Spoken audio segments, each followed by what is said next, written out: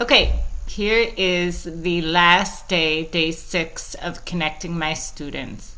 So yes, it was the last day. I'm on a 6-day specialist rotation with all my classes. So today was the last day of that rotation. And so I had 5 classes today. And it was a really nice way to end the 6 days. The morning started at 8:05. I had a 2nd grade class, and there were 2 college students again from Grove City College, Lexi Hunter and Abby Spitcher. Hopefully I'm pronouncing her last name right. And they did a fantastic job. Again, we started with the 2nd graders. I showed them where Grove City is. We talked about what it's like to live on college campus. We went over the expectations of what we need to be like during a video call. And then we made the video call, and the 2 college students, Abby and Lexi, had put together a great activity. They read the book, The Snowy Day, and they read it twice because the second time they actually had the kids doing actions and movements and things like that to go along with the book. And they also had some questions for the kids to answer. So it was very interactive. And I did take quite a bit of video of them during that I will be sure to share and tweet out that people can see that after I make this little video. After that, they were done. We had enough time that now this week the fitness teacher is done using the iPads. So each of the students was able to have their own individual iPad that they went into Google Earth, they found Grove City, and they were able to kind of explore and look around that town a little bit more and the college campus and things like that. So that was pretty fun for them to check that out. The second class I had was a 4th grade class. And the thing I loved about this was that 4th grade class knew that they were doing a mystery Skype today, and they walked in and, you could just feel the excitement and the energy. They had to get their materials and things like that. And it was just, to me, I could be biased, but it definitely seemed like they were very excited for the activity to happen. They were ready to go. Everybody got their materials, sat down, settled in quietly so we could go over the expectations and how it was going to all play out. And I just love that. That's, what I would hope that every lesson is like, that they're excited to come in and want to do whatever we're doing. So that was fun. And the mystery Skype we did with Fletcher Nelson's class, and he was actually gone today, but he had a sub, and the sub was aware of the mystery Skype, and he and I had been emailing back and forth last week and making sure our connection through Skype was working. And he's in Buchanan, North Dakota, and what is so fantastic about this experience is that there are only 11 students in his class, and it's a combination 5th and 6th grade class. And I think the town itself, now I'm not going to remember, may have a population of like 94 people. The school district is a combined school district. The elementary is in one town, the high school is in another. But once we both guessed where we were from, I think I was just as fascinated as my students were to hear that there were only 11 students in the class, and just how small their school and town is. We had a great question and answer period afterwards. With this class, I did prep them before and talk to them about how I have had to have some talks with previous classes about, the side conversations and paying attention during the question and answer and when we're sharing information about each other. And I think that helped a lot to give them that before instead of after, that they did a really good job of paying attention to the students from North Carolina and not having as many side conversations and distractions and things like that. And again, we had time after the mystery Skype to get the iPads, explore their town and see just how rural it is. So I think the kids enjoyed that very much. The third hour was a third grade class doing a mystery Skype. And again, they all seemed very excited and willing to go. This was going to be with Melissa Kish's class, along with Andrea Halverson's help. One final class from Princeton Elementary. And it was kind of fun because both classes were third grade. I think this is the first time that both of the classes were from the same grade with all the mystery Skypes that we've been doing with Princeton. And Princeton guessed that we were from Minnesota first, which was kind of fun. And then, again, we were able to have a question and answer period, and it's kind of been the same with all the Princeton schools, how they thought it was pretty neat, and we thought it was pretty neat that we're both building new elementary schools.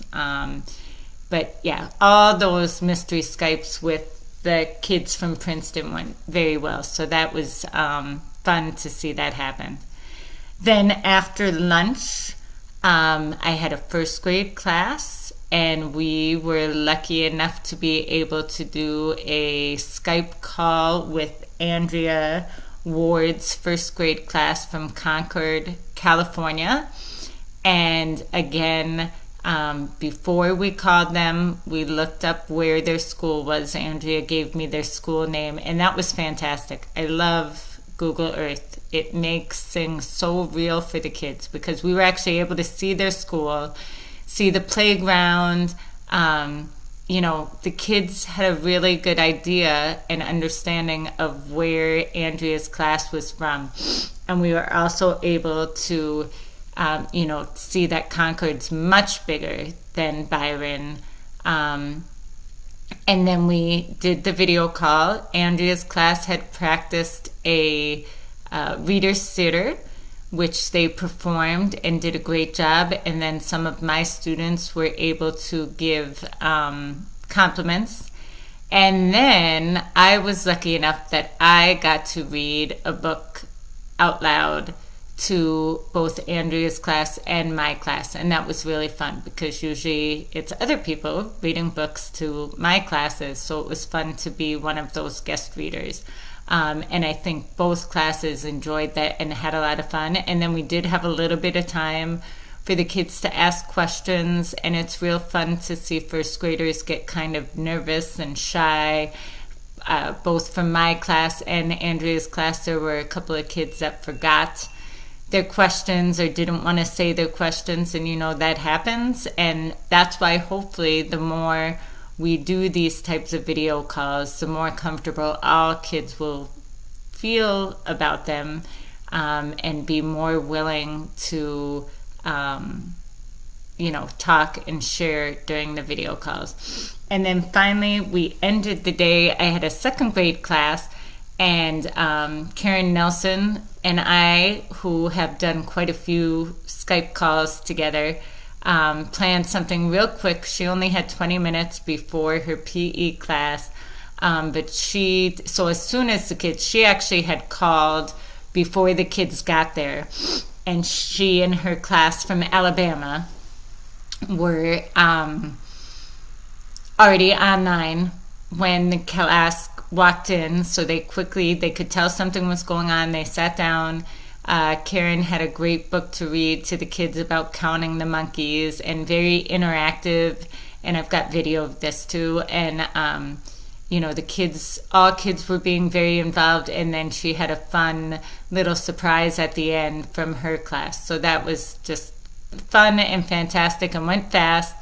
Again, the second graders afterwards were able to look up where they are in school, or where Karen's class was, where her school was in Alabama. And again, it just makes it, that much more real to them. So that's today, the end. And so now we'll take a month off from video calls, and I will be setting up a new schedule and getting that out. I did have some questions on my day one blog, and so I'm going to answer them here. One of the questions was, how do I find all of my mystery Skypes? And I really do just tweet out and ask who's interested in doing a mystery Skype.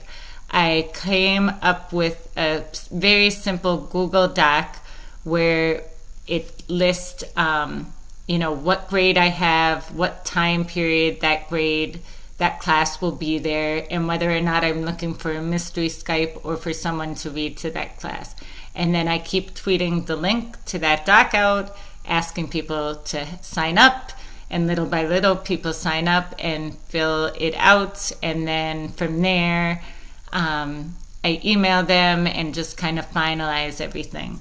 Another question was, do I have a set expectation of who I choose for the mystery Skypes? And no, it's anybody and anyone. It's everyone and anyone who is willing to do a mystery Skype. So, it doesn't matter if the grades don't match. It doesn't matter if we've already done someone from that state.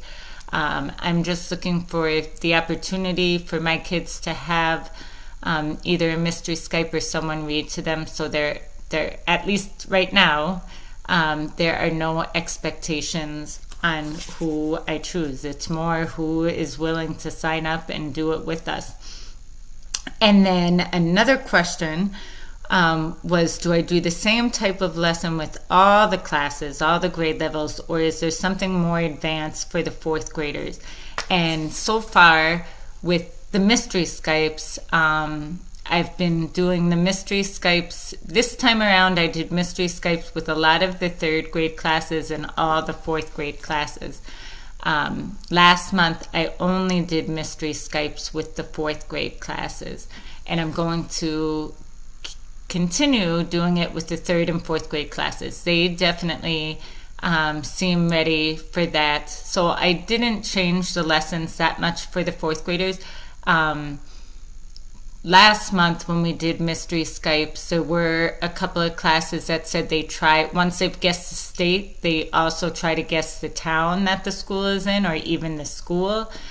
Because we didn't have the iPads available, I didn't feel like we were going to be able to do something like that. So maybe the next month when we do mystery Skypes, I might try where my fourth graders are also trying to guess the town. But besides that, I don't, there's a little bit of variation between the grade levels and what I talk about, but not that much. So I think that's all the questions, and this is getting long, so I'm going to end it here. But I really have enjoyed these 6 days and sharing it with anyone who's willing to listen. So thank you so much.